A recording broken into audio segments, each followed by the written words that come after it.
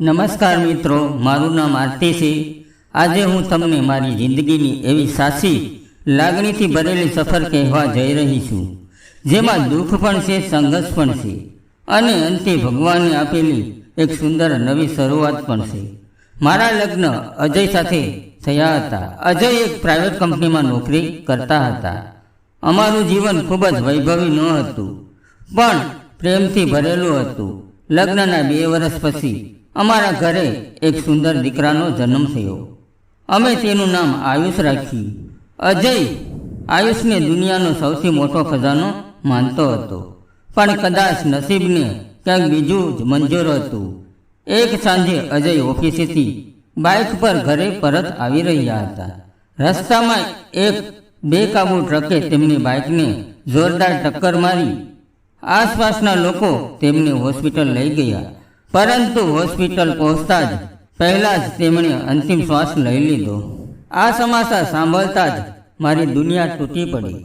મારો આયુષ ત્યારે માત્ર 1 વર્ષનો હતો। તેને ખબર પણ ન હતી કે તેના માથા પરથી પિતાનો હાથ હંમેશાની માટે ઉઠી ગયો હતો। હું દિવસ રાત રડતી રહી।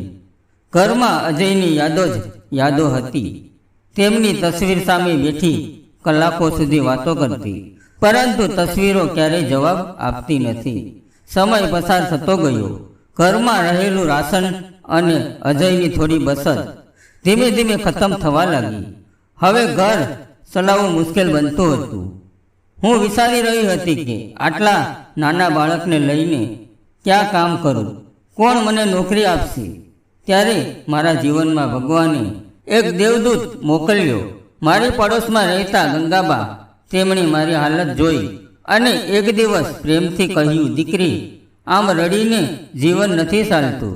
અજય હવે પાછો નહીં આવે, પણ આ નાનકડો આયુષ તારી તરફ આસાનીથી જોઈ રહ્યો છે। તેના માટે તારે મજબૂત બનવું પડશે। મેં રડતા રડતા કહ્યું, બા, હું કામ કરવા તૈયાર છું, પણ આયુષને કોના ભરોસે મૂકી જાઓ? ગંગાબાઈએ મારા માથા પર હાથ ફેરવ્યો અને કહ્યું, તું ચિંતા ન કર, હું આયુષને સાચવીશ। મારી ઓળખાણમાં કપડાની એક નાની ફેક્ટરી છે, ત્યાં મહિલાઓ માટે કામ છે। બીજા જ દિવસે હું ગંગાબા સાથે ફેક્ટરી પહોંચી। ત્યાં મારી મુલાકાત ફેક્ટરીના માલિક માનવભાઈ સાથે થઈ। તેમની આંખોમાં અહંકાર ન હતો, પૈસાનો ગૌરવ ન હતો, માત્ર શાંતિ અને સજ્જતા હતી। તેમણે મને બેસાડીને કહ્યું, ગંગાબાએ તમારા વિશે બધું કહ્યું છે। અહીં કોઈને તમારી પરિસ્થિતિ માટે નાનું નહીં માનવામાં આવે। તમે નિરાતે કામ શરૂ કરો। મેં કહ્યું, સાહેબ, મને સિલાઈ સારી નથી આવડતી। તેઓ હસીને બોલ્યા, કોઈ વાત નહીં, શરૂઆત પેકિંગથી કરો, ધીમે ધીમે બધું શીખી જશો। એ દિવસથી મારી નવી સફર શરૂ થઈ। દરરોજ સવારે હું આયુષને ગંગાબા પાસે મૂકતી અને ફેક્ટરી જતી। બધી મહિલાઓ મને પ્રેમથી શીખવતી।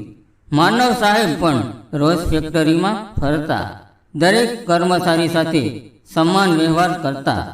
મને ક્યારેય એવું લાગ્યું નહીં કે હું કોઈની દયા પર જીવી રહી છું। એક દિવસ અચાનક ગંગાબાનો ફોન આવ્યો, આરતી, જલ્દી આવો, આયુષને ખૂબ જ તાવ આવ્યો છે। મારા હાથમાંથી કામ છૂટી ગયું। હું દોડતી દોડતી માનવ સાહેબની કેબિનમાં પહોંચી। મારી આંખોમાં આંસુ હતા। તેમણે પૂછ્યું, શું થયું? મેં ધ્રુજતા અવાજે કહ્યું, મારા દીકરાને ખૂબ તાવ આવ્યો છે, મને ઘરે જવું પડશે। તેઓએ એક ક્ષણ પણ વિચાર્યું નહીં, કારની ચાવી ઉઠાવી અને કહ્યું, ચાલો, હું તમને ઘરે મૂકી આવું। મેં ઘણી ના પાડી, પણ તેમણે કહ્યું, અત્યારે સમય દલીલનો નથી। અમે તરત જ ઘરે પહોંચ્યા। આયુષને તાવથી ધ્રુજી રહ્યો હતો। માનવ સાહેબે તરત ડૉક્ટરને ઘરે બોલાવ્યા। ડૉક્ટરે તપાસ કરી, ઇન્જેક્શન આપ્યું અને દવા લખી। માનવ સાહેબે ડૉક્ટરને ફ્રી અને દવાના બધા પૈસા પોતે ચૂકવી દીધા। મેં કહ્યું, સાહેબ, હું તમને પાછા આપી દઈશ। તેઓ શાંતિથી બોલ્યા, હમણાં પૈસા નહીં, બાળકની ચિંતા કરો। એ દિવસે મારા મનમાં તેમના માટે ઘણો આદર જન્મ્યો। મેં 2 દિવસ પછી આયુષ સંપૂર્ણ સ્વસ્થ થઈ ગયો। હું ફરી ફેક્ટરી જવા લાગી. એક સાંજે કામ પૂરું થયું અને બહાર નીકળતા ધોમાધાર વરસાદ શરૂ થયો. મારી પાસે છત્રી નહોતી. બધી મહિલાઓ જતી રહી.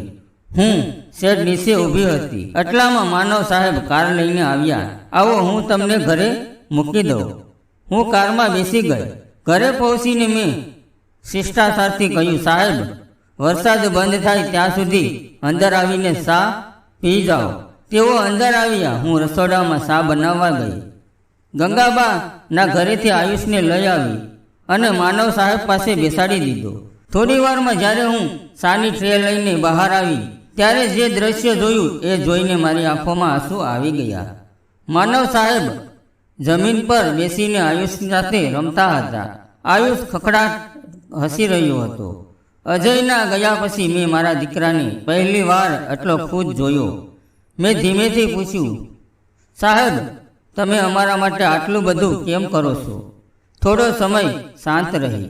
પછી તેમણે ધીમા અવાજે કહ્યું, 4 વર્ષ પહેલાં મારી પત્ની અને મારો 3 વર્ષનો દીકરો રોડ અકસ્માતમાં મને છોડીને ચાલ્યા ગયા. તેમની આંખો ભીની થઈ ગઈ. ત્યારથી આ હું મોટું ઘર, આ ફેક્ટરી, બધું ખાલી લાગે છે. તેમણે આગળ કહ્યું, જ્યારે મેં તમને પહેલી વાર જોયા ત્યારે મને મારી પત્નીની યાદ આવી અને આયુષને જોઈને મને મારો દીકરો યાદ આવ્યો. હું તમને દયા કરીને મદદ નથી કરતો. હું મારા ગુમાવેલા પરિવારને ફરીથી જીવતો જોવા માંગુ છું. તેમના શબ્દો સાંભળીને મારી આંખોમાં પણ આંસુ આવી ગયા. થોડીક ક્ષણ પછી તેમણે ખૂબ આદરથી મારો હાથ પોતાના હાથમાં લીધો અને કહ્યું, આરતી, શું તું મને આયુષના પિતા બનવાનો અધિકાર આપે છે? શું તું મારી સાથે લગ્ન કરીને આપણા બંનેના તૂટેલા જીવનને ફરીથી એક નવી શરૂઆત આપે છે? હું વચન આપું છું કે આયુષને ક્યારેય પિતાના પ્રેમની ખોટ નહીં પડે. મારા દિલમાં અનેક વિચારો ચાલી રહ્યા હતા. મેં આયુષ તરફ જોયું. તે માનવ સાહેબનો હાથ પકડીને હસી રહ્યો હતો. એ દ્રશ્યએ મારી અંદરના બધા ડર દૂર કરી દીધા. મેં ધીમેથી જવાબ આપ્યો, મને અને મારા દીકરાને તમારા જેવા સારા માણસનો સાથ મળે એનાથી મોટું સુખ બીજું શું હોય? માનવ સાહેબની આંખોમાં ખુશીના આંસુ આવી ગયા. થોડા દિવસ પછી ગંગાબાની હાજરીમાં ખૂબ સાદગીથી અમારા લગ્ન થયા. કોઈ દેખાવડો નહીં, કોઈ મોટો ખર્ચ નહીં, માત્ર આશીર્વાદ, પ્રેમ અને નવી શરૂઆત. આજે હું એ જ ઘરની ગૃહલક્ષ્મી છું. આયુષને એવો પિતા મળ્યો છે જે તેને પોતાના દીકરા કરતાં પણ વધારે પ્રેમ કરે છે. હું આજે પણ ભગવાનનો દરજ્જો આભાર માનું છું, કારણ કે તેમણે મારાથી એક સુખ છીનવ્યું હતું, પરંતુ સમય આવતા તેના કરતાં પણ મોટું સુખ પાછું આપ્યું. મિત્રો, જીવનમાં ક્યારેક બધું સમાપ્ત થઈ ગયું હોય એવું લાગે છે, પણ જો હિંમત રાખીએ, સારા લોકો પર વિશ્વાસ રાખીએ અને ભગવાન પર શ્રદ્ધા રાખીએ તો એક દિવસ અંધકાર પછી સૂર્ય જરૂર ઉગે છે. જો તમને અમારી આ લાગણી સરભર વાર્તા ગમી હોય તો વિડીયોને લાઈક કરો, તમારા મિત્રો સાથે શેર કરો અને આવી જ હૃદયસ્પર્શી વાર્તાઓ સાંભળવા માટે અમારી ચેનલને જરૂર સબસ્ક્રાઈબ કરો. ફરી મળીએ એક નવી વાર્તા સાથે. ત્યાં સુધી આવજો.